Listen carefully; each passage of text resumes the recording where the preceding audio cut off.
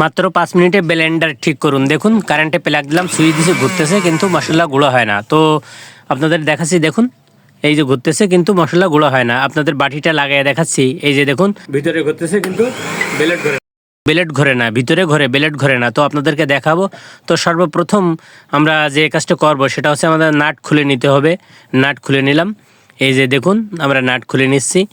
এই যে আমরা নাট খোলা হয়ে গেলে এখানে পিছনে একটা জায়গা আছে, দেখুন একটা ঘাস কাটা জায়গা আছে, এখানে দিয়ে ডান দিক থেকে আমরা ঘোরাবো। ডান দিক থেকে ঘোরাইলে কিন্তু আমাদের এই চাক্কিটা খুলে যাবে। এই দেখুন সামনের যে চাক্কিটা আছে, এই ডান দিক থেকে ঘোরাইলে কিন্তু চাক্কিটা খুলে যাবে। এই যে দেখুন চাক্কিটা এখন খুলবো আমরা ডান দিক থেকে ঘুরে।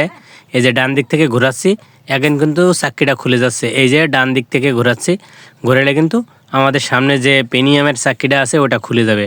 তো এইভাবে আপনারা চাক্কিটা খুলে নেবেন। এই দেখুন চাক্কিটা খুলে নিচ্ছি। তো এখানে আর একটি নতুন চাক্কি এখানে লাগাই দেবো, অর্থাৎ পেনিয়াম আর একটা পেনিয়াম এখানে সংযোগ করে দেবো, দিয়ে আপনাদেরকে দেখাচ্ছি।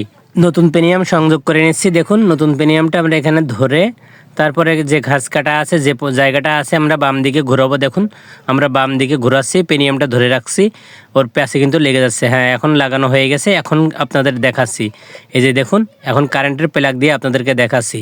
তো দেখুন এই যে কারেন্টের প্লাগ দিয়ে এই দেখেন কত সুন্দর চলতেছে। তো এভাবে আপনাদের ব্লেন্ডার যদি নষ্ট হয়ে যায় তো আপনারা এভাবে ঠিক করবেন। এই দেখুন এখন বাটিটা কিন্তু এখানে বসায় দেখাচ্ছি, এই যে একবারে 100% ওকে। এভাবে আপনারা মেরামত করতে পারেন।